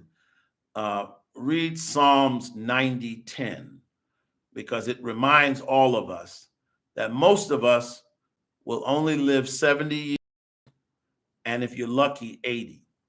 And I know when you're young, you think life is forever. It's like when you're in the second or third or fourth, fifth grade. Some of us even in the 12th. It could be 2:30 at school, and that last 30 minutes to 3 o'clock seems like it takes forever. But boy, when you get 40 and when you hit 50, you realize you got a lot less of life in front of you than you have behind you. And so those that are young today, Gumby, damn it, believe me, before you can even imagine, you will be old. So being young is not an achievement. It's not something that you did. It's not a skill. It's just an action of time. So keep living. I would hate for you to view life as old versus young, because certainly a young person doesn't know what an older person has done, because we've been where you are. You've got to get to where we are. And you really must have left your African consciousness is to not understand the validity and the importance of the wisdom of the elders. We FBA are tired of only getting symbolic things like Juneteenth. I agree. I thought Juneteenth was a empty symbolic gesture. And I've studied, I've been a Black Studies student for 40 years, and I had never heard of Juneteenth. Not that it's not important. I was happy to eventually hear about it, but it's one obscure incident in Black history. And why that became a national holiday is only God knows, okay? And I think, yes, it's an empty gesture. And I do believe that the ultimate reconciliation with this country and Blacks is a reparations payment, reparations as an acknowledgement that America can never be what it's supposed to be. And on paper, it's the greatest nation that's ever existed. Okay? The Constitution is the greatest document ever written in terms of personal and individual freedom. The freedoms in this country are unparalleled, unrivaled in any country on the earth. And I love Africa. I love the empires of Songhai, Mali, Timbuktu. I love the narrative of Egypt, but an individual's life in those countries didn't mean a damn, okay? But that's the same with Europe. An individual's life didn't mean a damn. People were living in feudal poverty. The monarchies ruled all over the world. And of course, the French came up with a little old revolution, but that was a revolution that quickly descended into chaos because they did not acknowledge the God-given rights. And the one thing that the framers of the Constitution got right was that they acknowledged that the inalienable rights, that's what you got to go study the US Constitution about, because they got it wrong, but they got it right. And the document was so right that they set up a process by which it could be corrected. But the most revolutionary idea in the world that any leaders had ever come up with was that people have inalienable rights that come from God, not from the king, not from the monarchy, not from the church, not from the religious order, but from God. And so I'm happy. I embrace that. That's a great thing. Okay, and the more you know about the Constitution, the more you will understand how great this country is. But the one thing they got wrong can only be corrected, because when you kidnap and place in bondage and deny the human rights of a people for 400 years, you will not. God will not bless your nation. You will never be able to fulfill the promises of your document, because there's so much inherent hypocrisy that you can't outrun that. Okay? Karma, for those of you who aren't believers in God, the natural order of the universe can't be with you if you preach freedom and you deny freedom.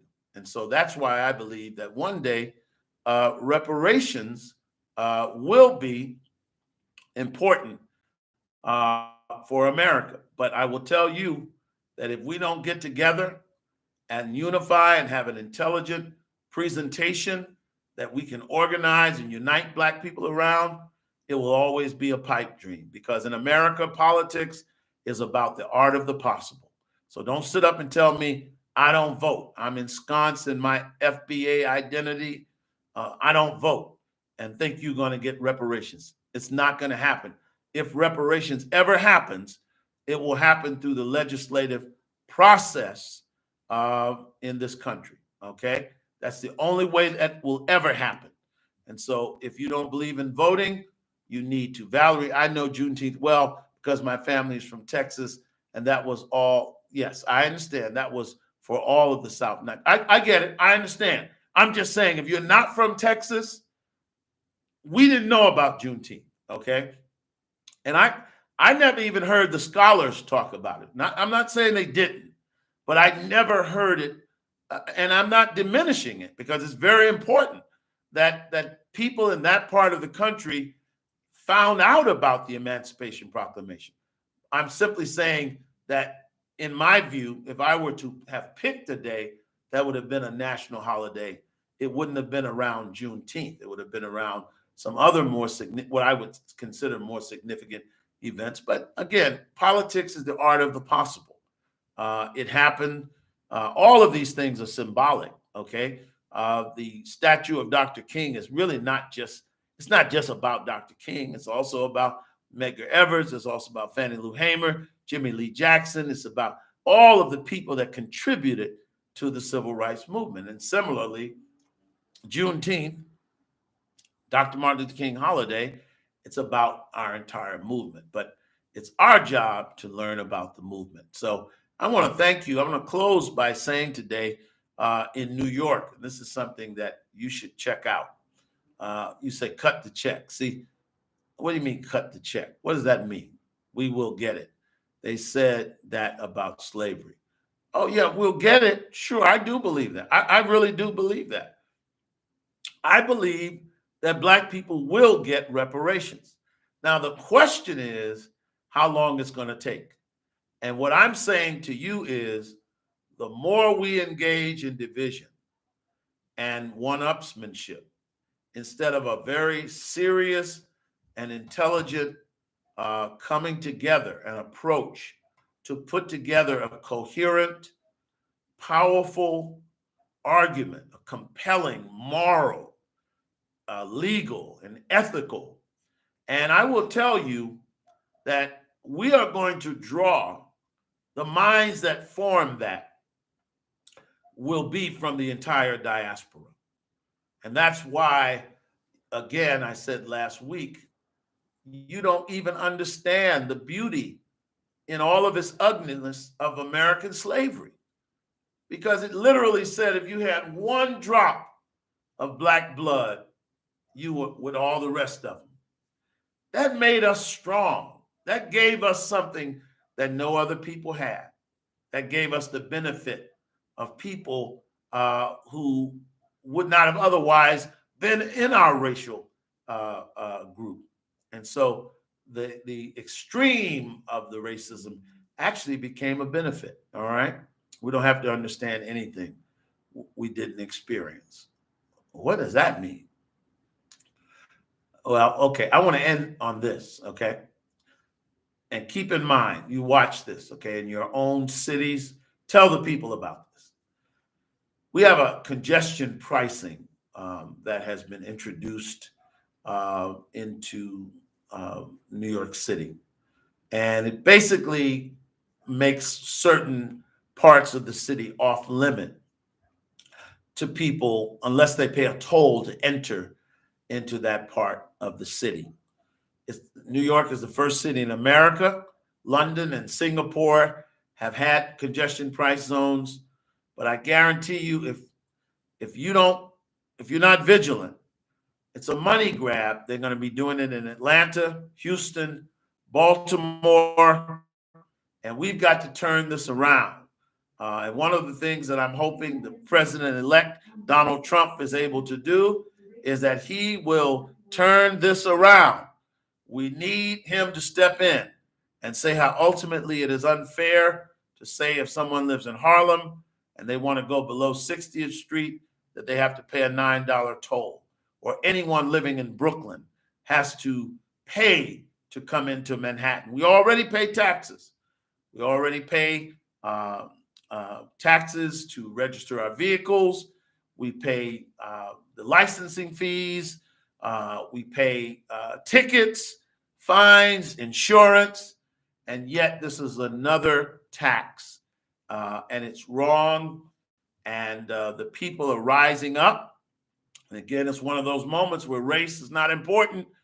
People of every ethnic group, people of every race, people of every part of the city are going to have to come together and petition our government and say this is a bridge too far. And the reason they're doing that is that you've got a lot of these young white progressives moving into central cities. They come from the suburbs. They come from small towns and college towns, and they love the casual atmosphere of being able to ride a bike, walk in the middle of the street, and close down streets and have street fairs. But you move to New York City, the number one economic engine that drives this country. And we are not about to let you turn New York City into Berkeley, California. You're not going to turn this into Cambridge, Massachusetts. You're not going to turn this into some liberal part of town where you have made all of the streets congested with bike lanes and bus lanes. And they're actually, and this is important for you and the rest of the country, they're actually taxing. They want to tax you for driving. And they want to get you on public transportation. And one of the things that have made America great, and that's important to remember, is the automobile industry. Those of you in Michigan, the freedom and independence of an American to be able to get in his vehicle or her vehicle and drive where they want to. It's a sacrosanct cultural principle in America, and we have to fight to defend that and not let these progressives try to destroy our roads. Our road system is greater than any other nation. We've always had a supply of cheap gas, and that's also important. And that's one of the things that I support about the incoming president, his desire for energy independence.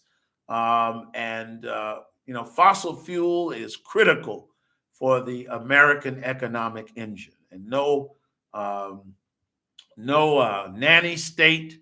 That's right, Michigan, Detroit put America on the map.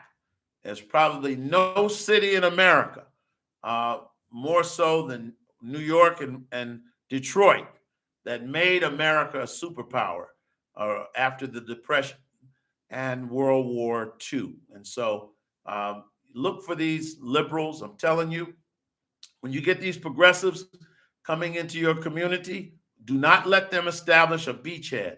They've done it in New York State, in the city council, and the legislature. I'm telling you, in Detroit, when you have a lot of folks moving in, a lot of young whites moving in Oakland and all these areas, you better stop them from getting into the politics, because they're going to try to control your community, and you will have no ability to be able to control the politics in your community. Rise to prominence. We have no faith in Trump. Well, I don't have any faith in him either. I have faith in God, but he's the next president. He's our president. And certainly I hope his policies will do things like get rid of tolls. As Reverend Jesse L. Jackson used to say, we live in faith, but we live under the law. So you may not like Trump, but he's going to be the president. So don't you hope his policies are favorable toward your economic interests? I certainly do. I don't want to pay $9 to go into Manhattan, or to go below 60th Street, or to go over a bridge. Do you want to go pay $9 to go from Southeast to Northeast in Washington, D.C.? Do you want to do that in Atlanta? Do you want to do that in Cleveland? No. So what are you talking about? Some of you just want to argue. Well, you found the right man. I can argue with you on any subject. Believe me, you haven't even thought about subjects that I'm capable of having coherent argument with you on. And so you will not intimidate me. I don't care if 50 million, I ran into that problem with ADOS. I checked them and challenged them on some stuff, and they sent a battalion against me.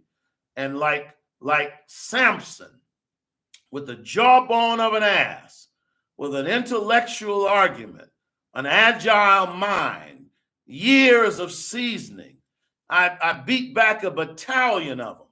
And if you send 50,000 people coming at me telling me they're not African, the outcome will be the same. It's a foregone conclusion. It's like Mike Tyson said of his opponents, with their primitive skills, they don't even represent a threat. And I'm simply saying to you that I am the wrong one to come to telling me you're not an African. I ain't left nothing in Africa. As Brother Malcolm said, you left your mind in Africa. So let's unite. Let's come together. Let's work together and try to make Black America what it has the potential to be. What does link mean? I'm sorry, what does that mean? Explain that just a little bit better. California is by far the biggest state economy in the U.S., 2.9 trillion in real GDP. And when comparing its nominal value, 3.6 trillion, with the national GDP worldwide, I understand. I understand that California as a state, but New York City is the economic engine. In fact, New York State is hardly even a factor. There's great blight, great poverty outside of New York City. But there is no doubt, I know, at least, I know that some of you engage in postmodernism, but maybe you are willing to make the argument that New York City is not the most important economic city in America, the driving economic indicator. Yes, I know. Okay. All right, now I know it's time for me to go. New York City is no economic engine. Laugh out loud. Gumby, let me tell you something. I wish you the best. And I really do. I want you to know I do respect Tariq Nasheed in the sense that I think he's a positive brother. I mean, to rise up the way he has, he's competent in many ways. He's really, I mean, I have a lot to learn from him in terms of his entrepreneurship, his belief in himself.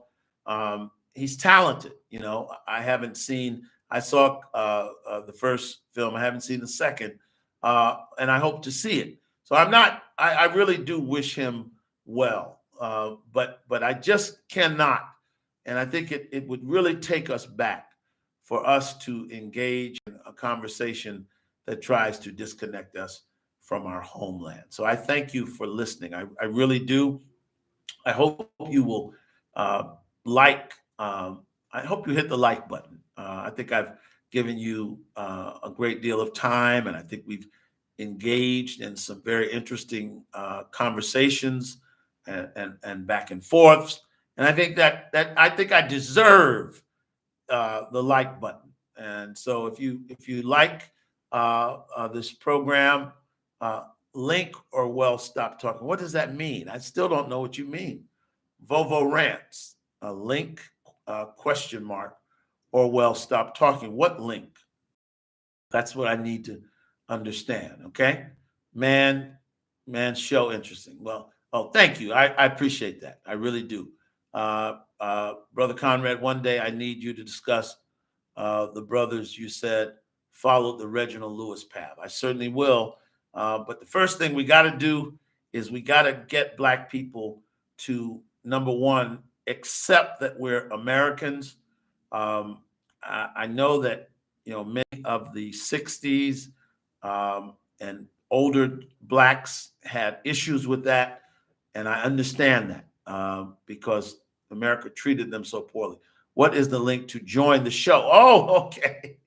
Well, the link to join the show is Conversations with Conrad. Okay, that's the name of the program.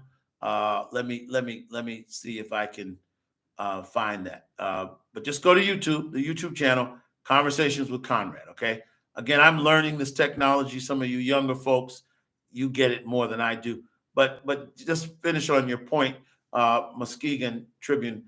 First, we have to embrace that we're Americans. Okay, that's very important.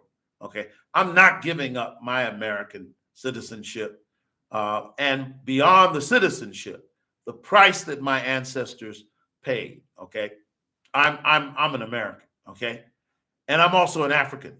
Okay, I'm a hyphenated American. So once we accept that, we don't have vague ambiguity, once we get rid of this socialism, and I do think a lot of the socialism that became a part of the Black community comes from some of our brothers and sisters from the Caribbean, because in a lot of those diasporic countries, the political system that they embraced coming out of colonialism was socialism. We do need to be able to differentiate from that. We have to accept that we're Americans, we're African Americans, and then we have to master the free market system. And that's one of the things that I admire about Tariq Nasheed. He has embraced the free market. And the free market doesn't have to be exploitive. He's made films and written books. And if people want to buy them, he doesn't have a gun to people's head. And that's a great thing. So I think we have more common ground than we do differences. And so I want to leave it on a positive note. I want us to, Pastor Conrad, you have to leave room for those who don't embrace Americanism. Of course I do. I leave room for all Black people because I also know that our consciousness and our evolution, it's not a static thing. We're always evolving. There was a time when I would have never said that I'm an American. I was raised where, as a boy in the Black community, we were taught not even to stand for the Pledge of Allegiance, because many of our fathers and our stepfathers came from the 60s. They were born in the 40s. And I'm not mad at any Black person that was born in the teens, 20s, 30s, or 40s that was not patriotic, okay? Because America didn't fulfill its promise to them. But we're in a different generation now. and America's made some significant changes because of them.